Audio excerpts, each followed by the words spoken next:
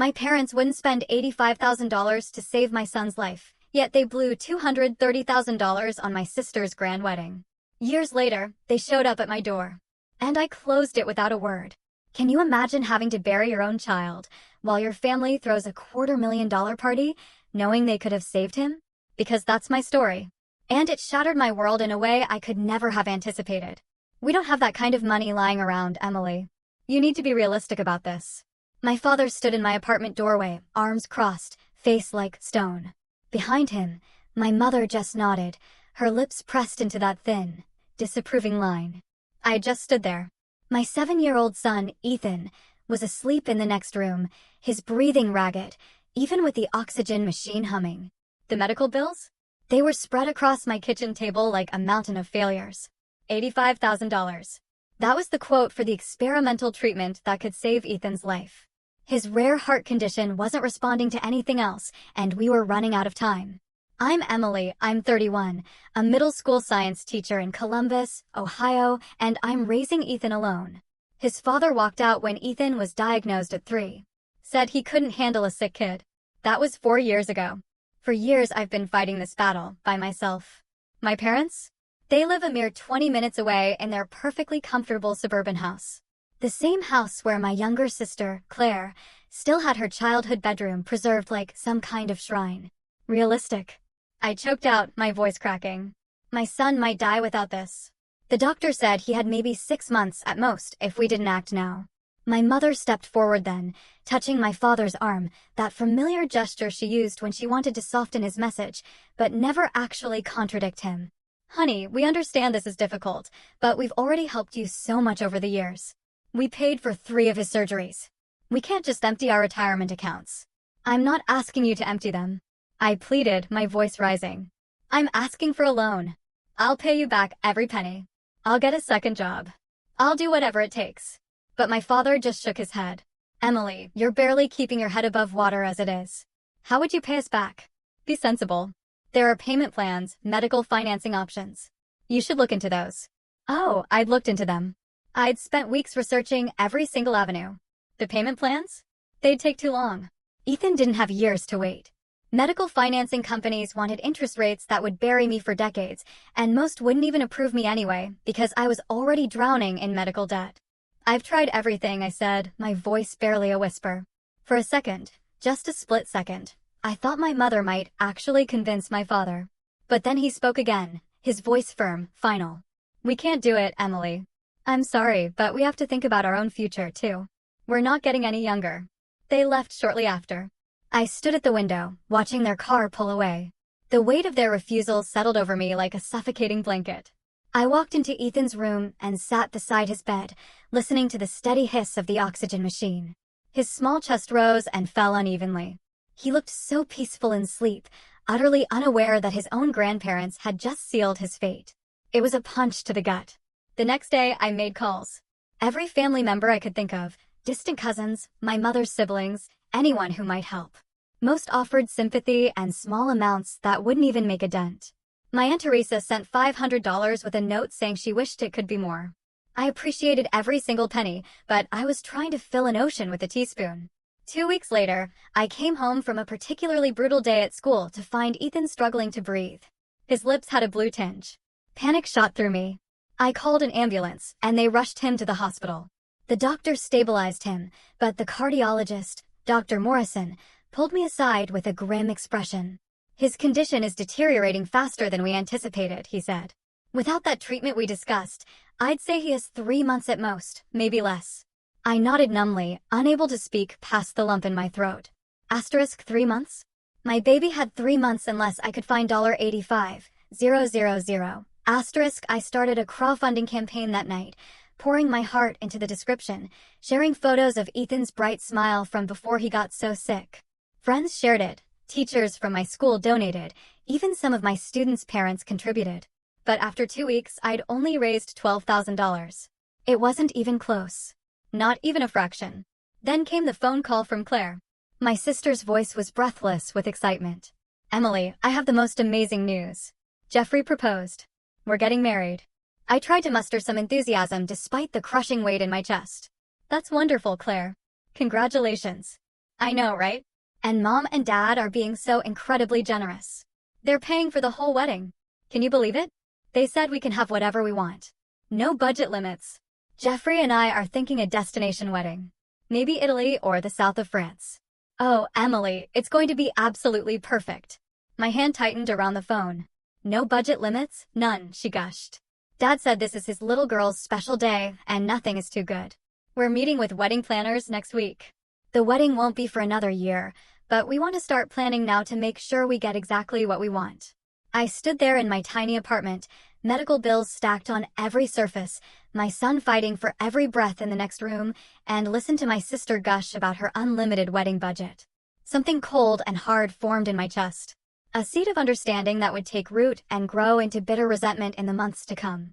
The months that followed were a blur of hospital visits and mounting despair. I maxed out every credit card I owned, took out personal loans at predatory interest rates, and sold everything of value I possessed. My grandmother's ring, the one thing of my own mother's I'd been given, went to a pawn shop for $800. My car got downgraded to a 15-year-old sedan that barely ran. I moved from my one-bedroom apartment to a studio to save on rent. Through it all, every family dinner, every phone call, every interaction somehow circled back to the wedding. My parents were utterly consumed with it, attending tastings at five-star restaurants, touring venues in Tuscany via video call, discussing floral arrangements that cost more than my monthly salary. I tried to be happy for Claire. I really did. She was my little sister, and there had been a time when we were close. But that closeness had faded over the years as it became clear that our parents saw us very, very differently.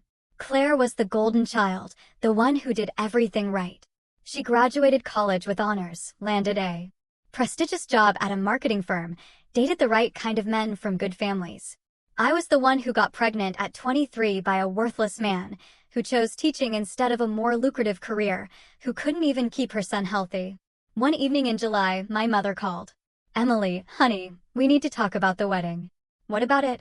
I was exhausted, having just finished a summer school session and spent 3 hours at the hospital with Ethan. "Well, Claire wants you to be a bridesmaid, of course.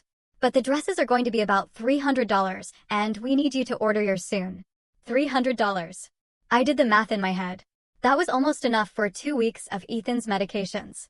I don't know if I can afford that right now. There was a pause. "Emily, this is your sister's wedding." "I know, but things are really tight." "Ethan's medical expenses." My mother interrupted, her voice taking on a sharp edge. "You're always talking about Ethan's medical expenses. I understand he's sick, but life goes on for the rest of us. This is Claire's special day." I closed my eyes. "Can I think about it?" "The deadline for ordering is next week. Claire has her heart set on having you in the wedding party." After we hung up, I sat in the dark of my studio apartment and just cried. How had it come to this? How had my family become so blind to what was happening? My son was dying, and they were worried about bridesmaid dresses and seating charts. Ethan's condition continued to decline. The experimental treatment was no longer an option. We'd missed the window. The doctors shifted to palliative care, focusing on keeping him comfortable. Every day, I watched my son fade a little more, his bright spirit dimming along with his physical strength. He stopped asking when he could go back to school. He stopped talking about wanting to be a scientist when he grew up. He knew, in the way children somehow know, that he was running out of time. I took a leave of absence from teaching to be with him. My principal was understanding, but it was unpaid leave, which meant my already precarious financial situation became catastrophic. I applied for every assistance program, every grant, every charity I could find. Most had waiting lists months long or criteria I didn't meet. In September, 5 months after my parents refused to help, Claire's bachelorette party happened. My mother called to tell me all about it. They'd rented a villa in Napa Valley for spa treatments, a private chef. It was absolutely magical, my mother gushed. Claire was so happy. You should have seen her face. "How much did it cost?" I asked, unable to stop myself. "Oh, I don't know exactly. Your father handled all that. Maybe 10,000, but it was worth every penny to see Claire so joyful." $10,000, more than a tenth of what could have saved Ethan, spent on a single weekend. I felt something inside me crack. A foundation of familial loyalty that I'd been clinging to despite everything. "That sounds wonderful," I said flatly. "You know, Emily, I wish you'd try to be more excited about this wedding. Claire feels like you're not really supporting her." I laughed, a harsh sound that startled even me. Claire feels I'm not supporting her? She does. She's noticed you've been distant, and you still haven't confirmed whether you'll be a bridesmaid. I can't afford the dress, Mom. I told you that. Well, maybe if you managed your money better, you wouldn't always be in this position. The words hung in the air like poison. Managed my money better, as if I had been spending frivolously instead of fighting to keep my child alive. As if the crushing weight of medical debt was some kind of personal failing rather than the result of a broken healthcare system and a family that chose fancy parties over their grandson's life. I have to go, I said. Ethan needs me. Of course he does, my mother replied, and I heard the unspoken judgment in her tone. You know, Emily, maybe if you weren't so focused on Ethan's problems all the time, you'd be able to enjoy life more. Claire manages to balance everything so well. I hung up without saying goodbye. October brought a cold snap that seemed to settle into my bones. Ethan was in and out of the hospital, his small body fighting a battle it couldn't win. The doctors spoke in hushed tones about weeks, not months. I spent every moment I could beside his bed, reading him his favorite books, telling him stories about what heaven might be like, holding his hand through the pain. My parents visited occasionally, usually on their way to or from some wedding-related appointment. They'd stay for 20 minutes, pat Ethan's hand awkwardly, and leave with expressions of palpable relief. It was hard to watch their discomfort around their dying grandson. Hard to see how eager they were to escape back to the happier world of wedding preparations. Claire came once. She stood in the doorway of Ethan's hospital room, perfectly dressed in designer clothes that probably cost more than my rent, and barely made it 5 minutes before claiming she had to leave for a dress fitting. He's so thin, she whispered to me in the hallway, as if this was news, as if I hadn't watched my son waste away day by day. Yes, I said simply. It must be so hard for you. She touched my arm in a gesture that might have been meant as comfort, but felt performative. But you're so strong, Emily. You always have been strong. I'd heard that word so many times in the past year, usually from people who were relieved they didn't have to be. Asterisk strong enough to handle this alone. Strong enough not to need help. Strong enough to watch your child die while your family spent a fortune on a party. Asterisk, the wedding is in 3 weeks, Claire continued. I really hope you'll reconsider being a bridesmaid. It would mean so much to me, and it might be good for you, you know? A chance to celebrate something happy, to have a break from all this. A break. As if I could take a vacation from my son's death. As if I could put on a smile and an overpriced dress and pretend everything was fine while Ethan fought for every breath. I'll think about it, I lied, because it was easier than explaining how her words made me feel. The wedding invitations had arrived at my apartment 2 months earlier. Heavy cardstock with gold embossing. The invitation suite alone probably cost $50 per guest. I did the math automatically now, converting everything into medical treatments we couldn't afford. The invitations could have been a month of physical therapy. The venue deposit could have been a year of medications.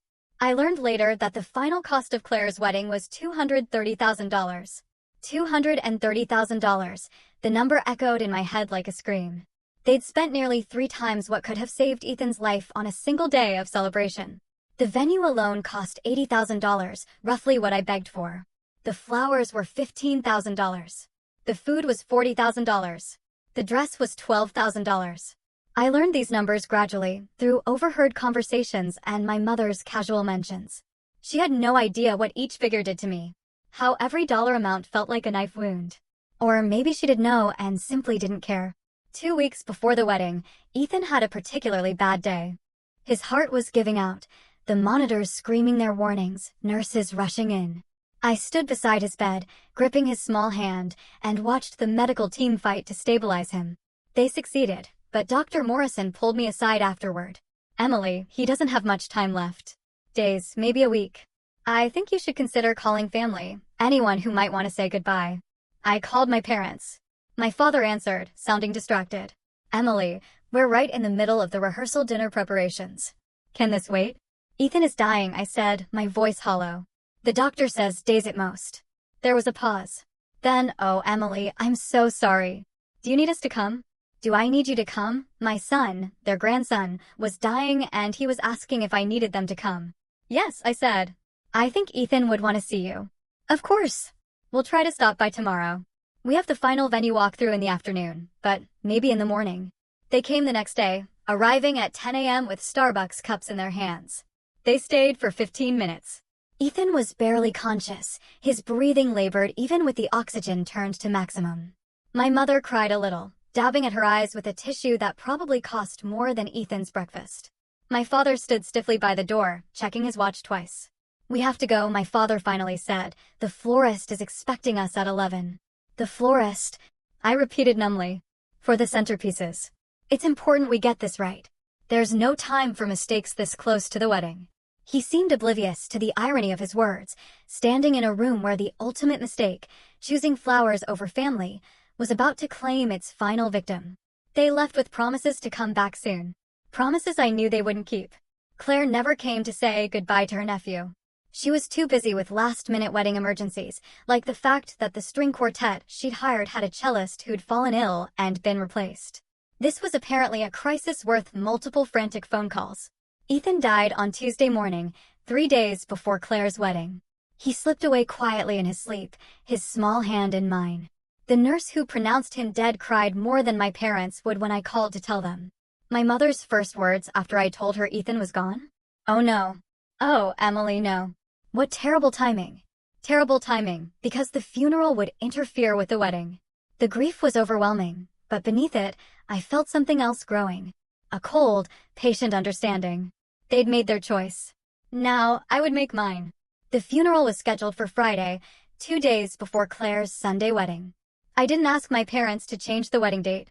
I didn't ask Claire to postpone. I knew what the answer would be, and I didn't have the energy to hear them explain why their party was more important than my son's burial. What I didn't expect was for them to ask me to change the funeral. My mother called Wednesday evening. "Emily, honey, we need to talk about the funeral arrangements." I was sitting in Ethan's room, surrounded by his things. His favorite dinosaur poster. His collection of rocks he'd found at the park.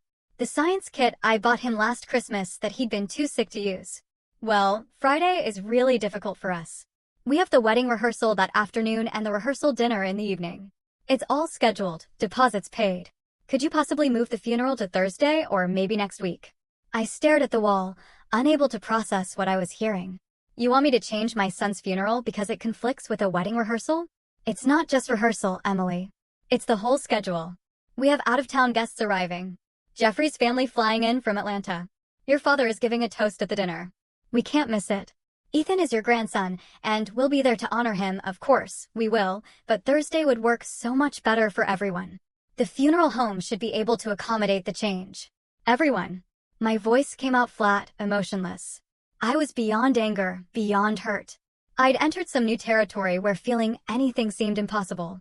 "Everyone would be more convenient if we buried my 8-year-old son a day early so you don't miss cocktail hour? Don't be dramatic, Emily. You're making this sound worse than it is. We're trying to support this wedding. It's for your sister." I hung up. I didn't trust myself to say anything else. The funeral stayed scheduled for Friday. I arranged it myself, paid for it with money I borrowed from my principal, who'd been more supportive in the past year than my own parents. It was a small service, just 20 people. My Aunt Teresa came, some teachers from school, a few parents of Ethan's former classmates.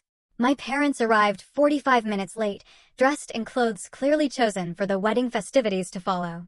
They stayed for the service, but left immediately after, skipping the small reception I'd organized at my apartment.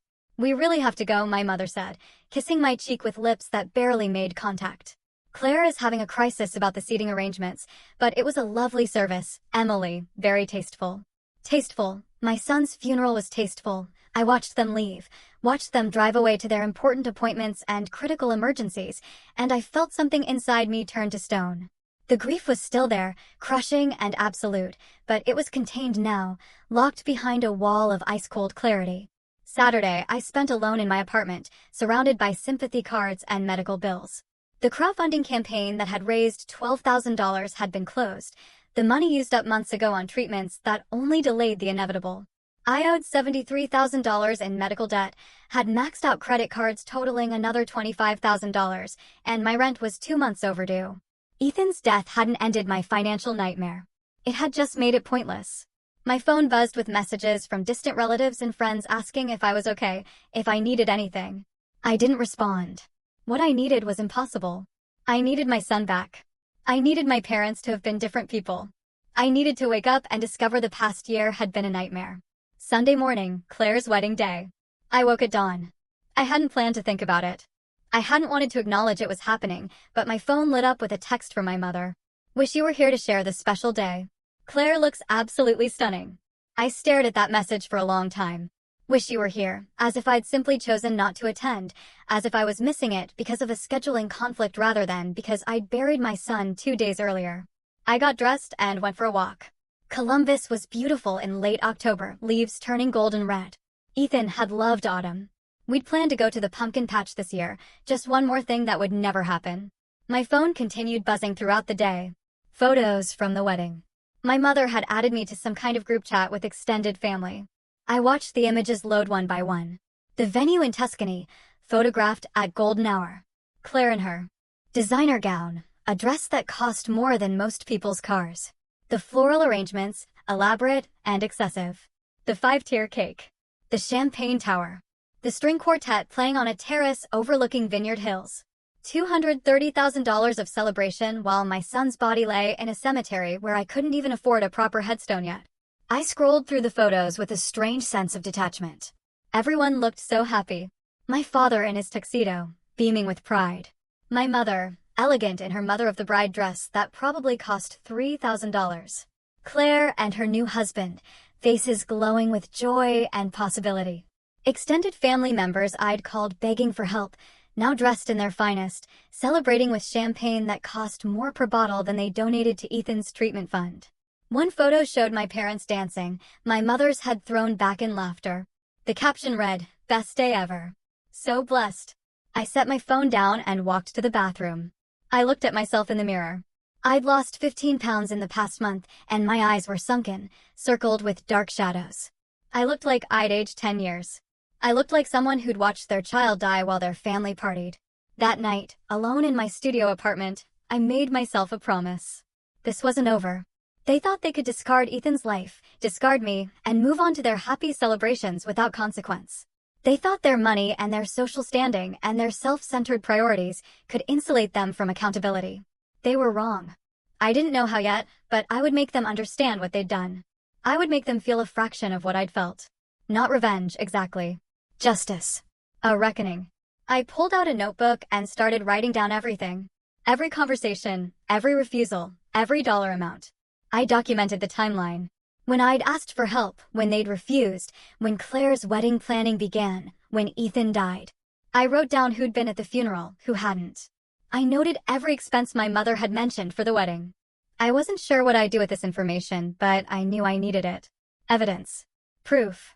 A record of everything that had been taken from Ethan, from me. My phone buzzed again. Another text from my mother. Home from Italy.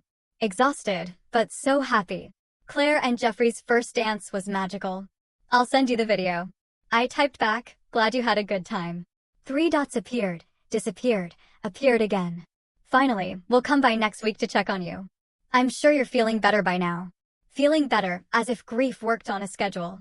As if 1 week after your child's death, you were expected to be recovered and ready to hear about how magical someone else's party was. I didn't respond. The weeks after the wedding passed in a gray haze. I returned to work, moving through my days like a ghost. My students were kind, softer with me than they'd ever been. The administration had granted me extended bereavement leave, but I declined. I needed the structure, needed something to fill the hours that used to be consumed by doctor appointments and medication schedules and hope. My parents called occasionally, brief check-ins that felt more like obligations than genuine concern. "How are you holding up?" they'd ask, and then filled the silence with updates about Claire's honeymoon, about remodeling projects they were planning, about holiday plans. They never mentioned Ethan. It was as if he'd never existed, as if acknowledging his absence might spoil their good mood. Claire sent a single text. "I'm sorry about everything. I hope we can move past this. Move past this, move past watching my son die. Move past being abandoned by my family. Move past the fact that she'd had a $250,000 wedding while my child suffocated to death because we couldn't afford treatment." I didn't respond to that either. In December, 2 months after Ethan's death, my parents invited me to Christmas dinner. I almost declined, but curiosity got the better of me. I wanted to see them, to understand how they lived with what they'd done. Their house was decorated like something from a magazine spread, a 12-foot tree, professionally decorated, garlands and lights on every surface. The smell of expensive catering filled the air. Claire and Jeffrey were already there when I arrived, looking tanned and relaxed from their honeymoon in Bali. Emily, my mother, hugged me, her perfume overwhelming. "I'm so glad you came. We've missed you." I stood stiffly in her embrace. "Thank you for inviting me." Dinner was elaborate. Prime rib, lobster tails, sides I couldn't name. Wine that my father proudly announced cost $200 a bottle. Everyone talked and laughed, sharing stories from the wedding, from the honeymoon, from their comfortable lives. I sat quietly, pushing food around my plate. "Emily, you're so quiet," Claire said, her voice carrying that concerned tone that didn't quite reach her eyes. "Are you okay?" "I'm fine. You know, Jeffrey and I were thinking, maybe you should consider moving somewhere else. A fresh start might help you heal. Columbus has too many sad memories now." I looked at her, at this woman who was my sister in name only. Where would I go? I don't know. Somewhere cheaper, maybe. I know you're struggling financially. Jeffrey's company has an office in Kansas City. Cost of living is much lower there. We could help you find something. Asterisk, help me move away. Remove the uncomfortable reminder of their choices. Asterisk, I'll think about it, I said, another lie. My father cleared his throat. "Emily, your mother and I have been discussing your situation. We think you need to consider bankruptcy. It's the responsible thing to do, given your debt. Bankruptcy for your medical bills. You'll never pay them off on a teacher's salary. Better to just wipe the slate clean and start over." Start over, as if Ethan was a mistake to be corrected, a financial error to be written off. "We could help you find a good bankruptcy attorney," my mother added. "Your father knows several." I set down my fork carefully. You know what would have helped? $85,000 15 months ago. The table went silent. Claire looked at Jeffrey uncomfortably. My mother's smile froze in place. "Emily," my father said, his voice carrying a warning. "We've been over this. Have we? Because I don't remember us ever really discussing it. You said no. And that was it. We made a difficult decision based on our financial situation." "Your financial situation?" I gestured around the room. "This doesn't look like financial difficulty. The $230,000 wedding doesn't suggest financial difficulty." Claire's face flushed. "That's not fair, Emily." I stood up, my chair scraping against their expensive hardwood floor. "You spent almost 3 times what could have saved Ethan's life on a single day. A party, flowers and cake, and a dress you'll wear once." "Emily, that's enough," my father said, standing as well. His face was red. Angry. "We made the choice we thought was right. We're not going to apologize for supporting your sister's happiness. And Ethan's life? What about supporting that?" "He was sick," my mother said, her voice shaking. "The doctor said there was no guarantee the treatment would work. We weren't going to throw away money on something that might not even help." "But you'd throw away twice that much on party favors and centerpieces that went in the trash the next day?" "Get out," my father said. "If you're going to be disrespectful, you can leave." I grabbed my coat. "Don't worry, I'm going. You're just bitter because your life didn't turn out the way you wanted." Claire called after me. "It's not our fault you made bad choices." I stopped at the door and turned back. They were all standing now, a unified front against me.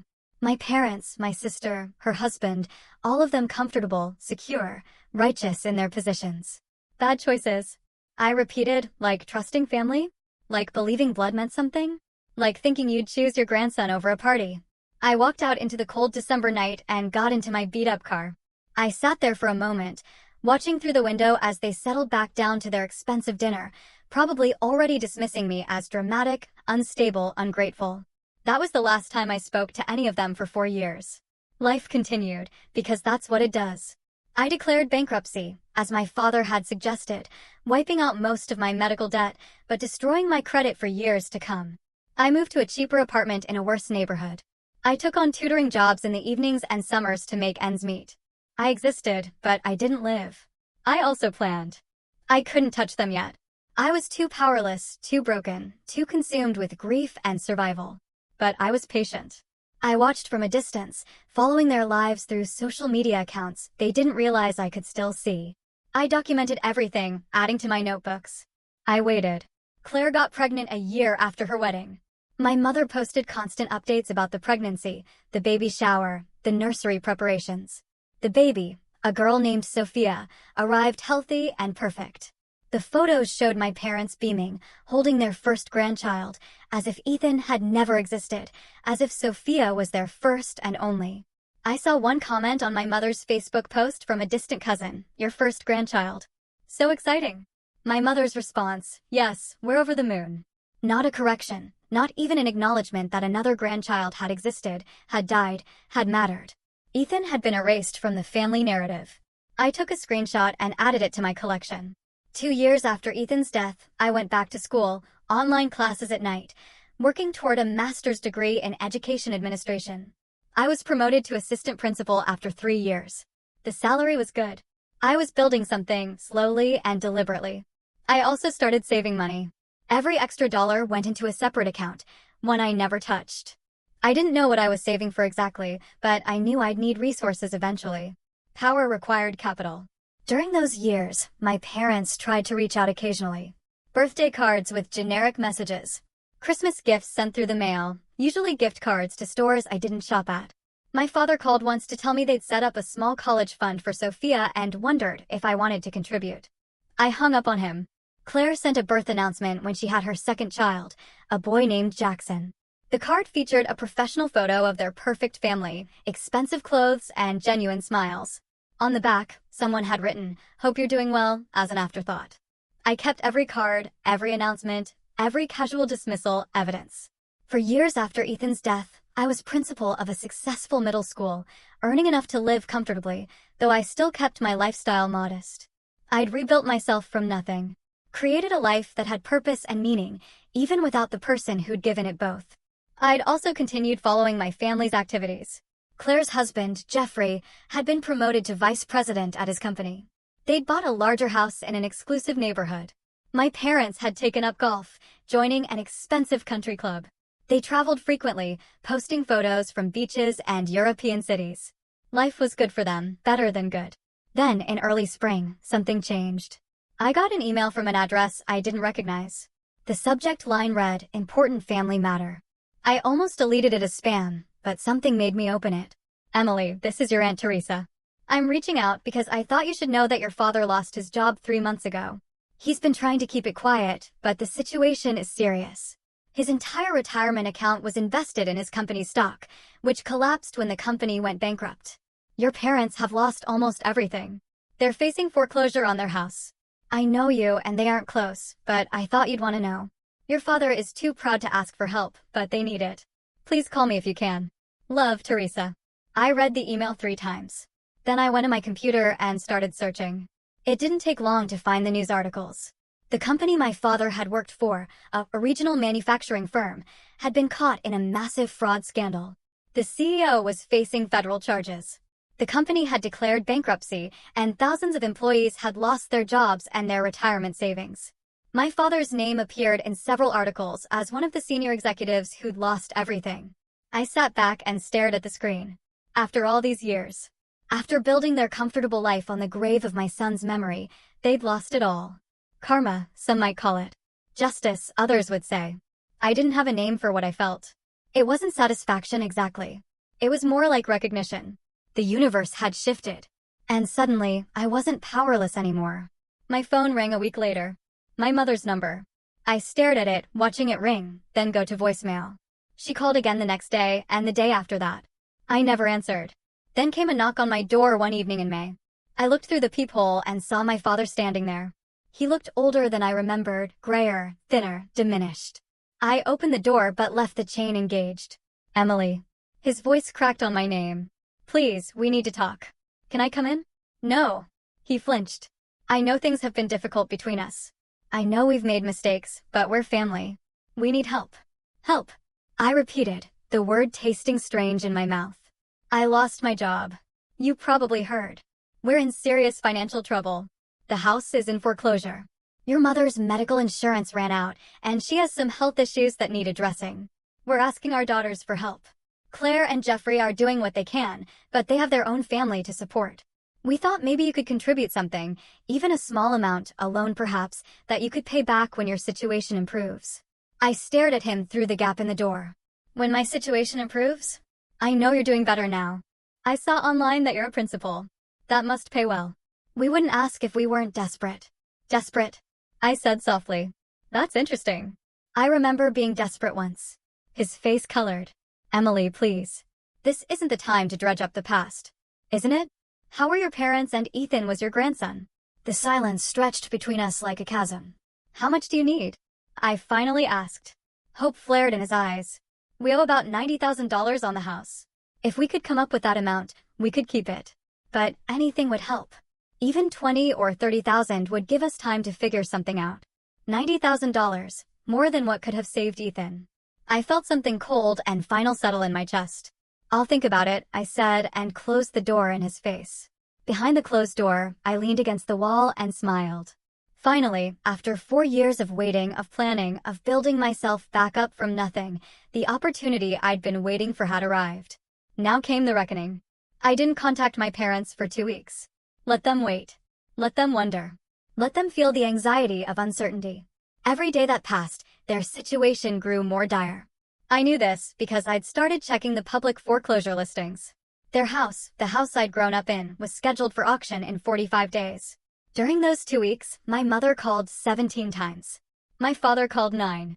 Claire sent 3 lengthy text messages explaining how her parents had always done their best, how they were good people who'd made some mistakes, how family was supposed to forgive and help each other. The irony was apparently lost on her. I responded to none of them. Instead, I did research.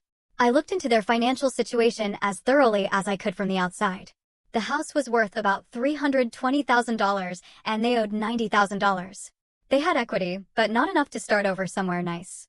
They'd have to move to a modest apartment, maybe in a less desirable area. They'd have to learn to live on Social Security and whatever my father could scrape together from a new job, if anyone would hire a 63-year-old disgraced executive. It would be hard for them. Humbling. A complete reversal of the comfortable life they'd built. But they'd survive. That was the difference between their situation and what Ethan had faced. They weren't going to die. They were just going to be uncomfortable. On the 15th day, I finally called my father back. Emily? He sounded breathless, desperate. Thank God. I was so worried you wouldn't call. I've been thinking about your request. I could hear the hope in his voice, pathetic and naked. I want to meet all of you. You, Mom, and Claire. We need to have a conversation. Of course. Of course. When? Where? We can come to you, or we can meet somewhere neutral. Whatever you prefer. My apartment. Saturday at 2 p.m. We'll be there. Thank you, Emily. You don't know what this means to us. I hung up without responding. Saturday arrived, cold and gray. Appropriate weather for what I had planned. I'd spent the morning preparing, arranging chairs in my small living room, setting out a folder on the coffee table. I'd printed documents, organized them chronologically. Everything was ready. They arrived at exactly 2 p.m., all 3 of them. My father looked worse than he had at my door, his suit hanging loose on a frame that had lost weight. My mother seemed to have aged a decade, her hair more gray than I remembered, her face lined with worry. Claire looked uncomfortable, dressed too formally for my shabby apartment, clutching her designer purse like a shield. Emily, my mother said, moving as if to hug me.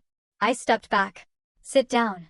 They arranged themselves on my second-hand couch, sitting close together like children called before a principal, which I suppose they were.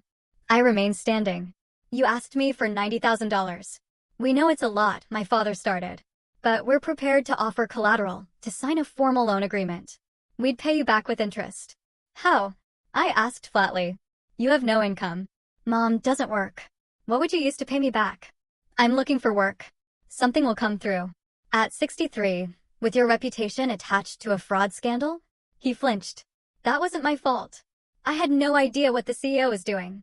Ignorance isn't innocence. You were a senior executive. You should have known. I picked up the folder from the coffee table. But we're not here to discuss your career failures. We're here to discuss your request for money. Will you help us? My mother asked, her voice small. That depends. I have some questions first. I opened the folder and pulled out the first document. Do you remember this conversation? May 16th, 4 years ago, I came to you and asked for $85,000 to pay for Ethan's treatment. My mother's face went pale. Emily, we've been over this. Have we? Because I don't think we have. Not really. Not honestly. I held up the document, a printout of my original crowdfunding page with the treatment cost clearly listed. $85,000. You told me you couldn't afford it, that you had to think about your own retirement, that I needed to be realistic. We made the best decision we could at the time, my father said stiffly. Did you? I pulled out another paper. This is a receipt from Claire's wedding planner. Total cost of services, $230,000. Paid in full by you. 18 months after you told me you couldn't afford $85,000 to save your grandson's life. Claire stood up. This isn't fair. You're twisting everything.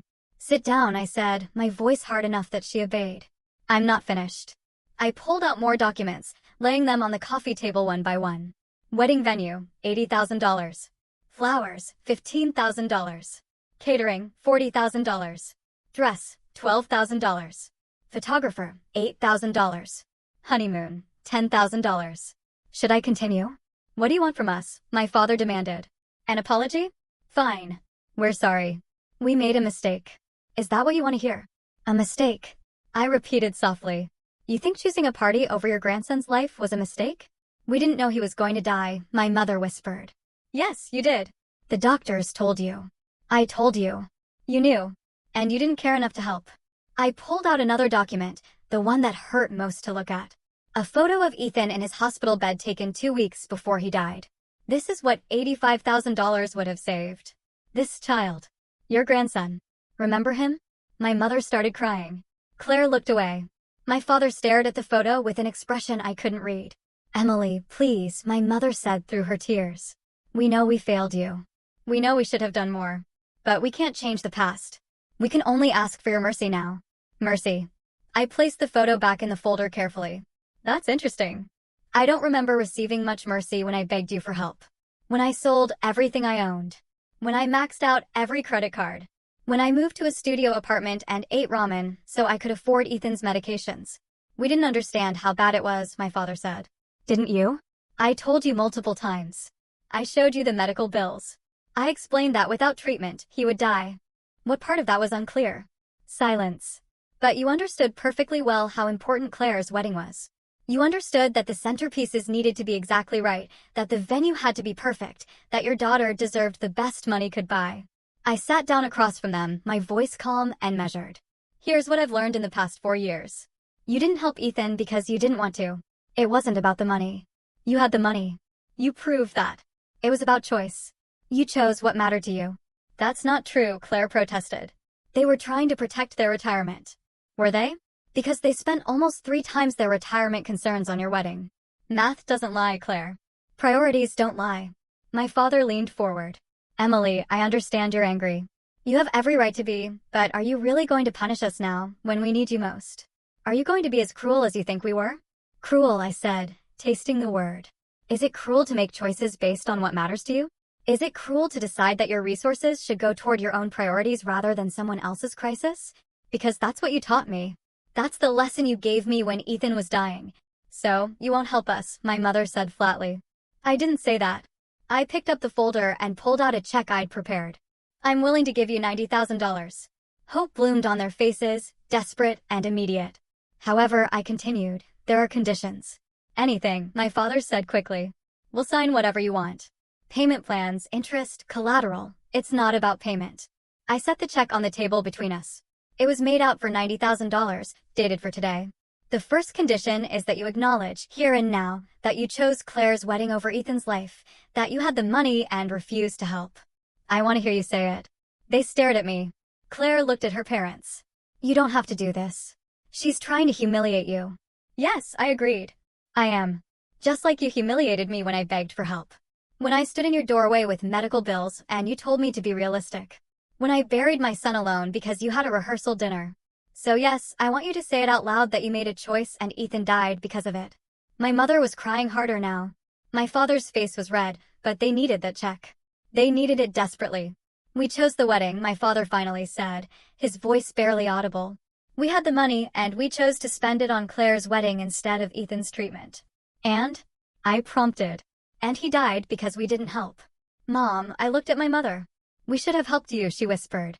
We should have saved him. We were wrong. I turned to Claire. And you? What's your role in this? I didn't know, she said quickly. I didn't know they'd refuse to help Ethan. Didn't you? You never wondered where the money for your elaborate wedding came from? You never thought it was odd that I asked you to move your bachelorette party because Ethan was in the hospital and you refused? You never questioned having your wedding 3 days after your nephew's funeral. She had no answer. Here's the second condition, I continued. You take this money, you save your house, and you never contact me again. No birthday cards, no Christmas gifts, no phone calls. You remove me from your lives completely, the way you removed Ethan from your memories. You go back to pretending I don't exist. Emily, you can't mean that. My mother said, we're family. No, I corrected her. We shared DNA. Family is something else. Family shows up. Family sacrifices.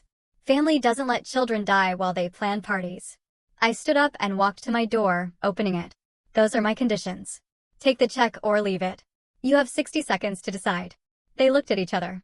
A silent conversation happening in glances and expressions. I watched them calculate.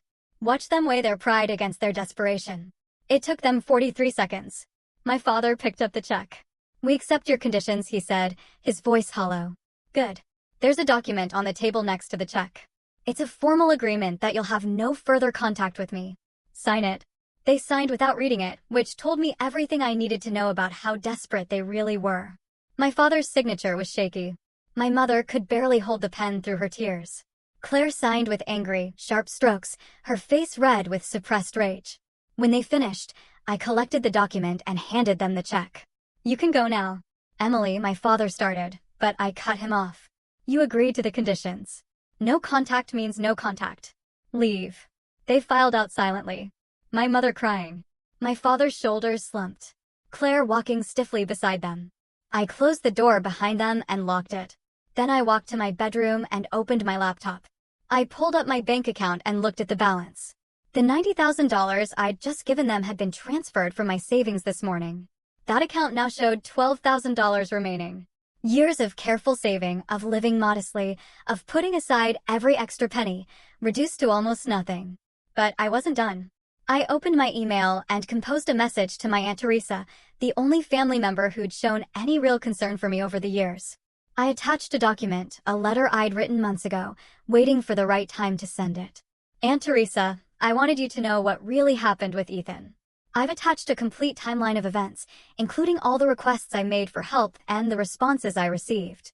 I've also included documentation of the expenses my parents incurred during that same period, particularly regarding Claire's wedding.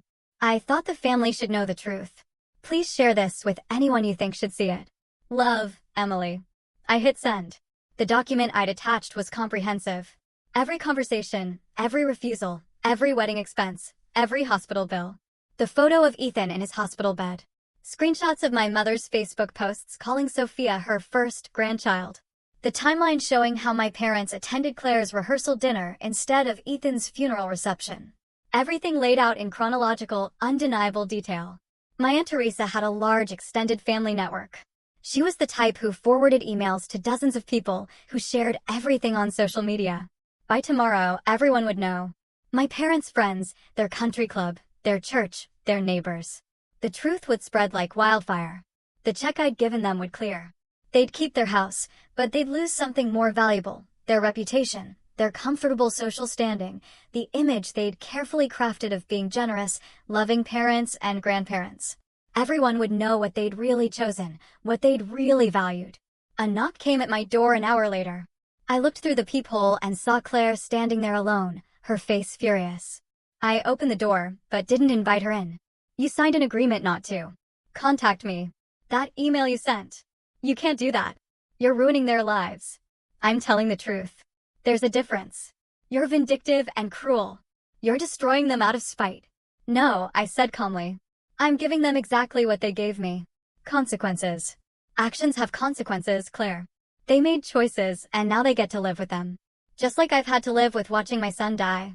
They gave you $90,000. They gave me back a fraction of what they stole from Ethan, from me, and they only did it because they had no other choice.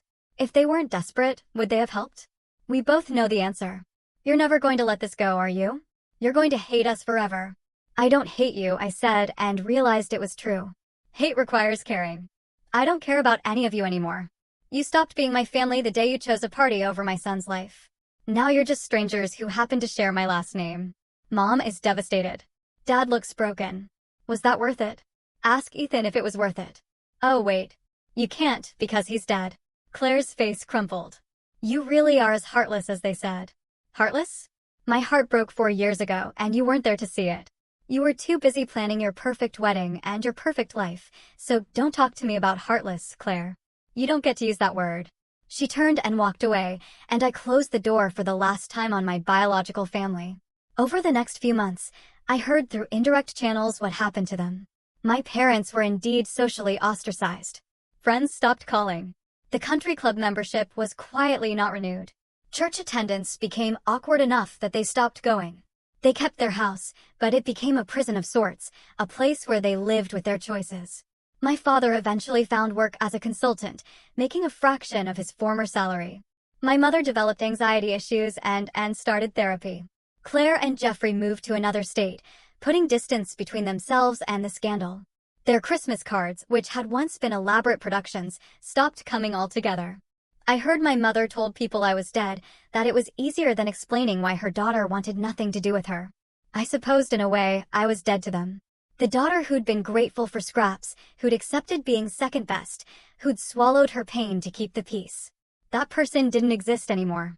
As for me, I continued building my life. I dated eventually, though carefully. I made real friends, the kind who showed up when things were hard.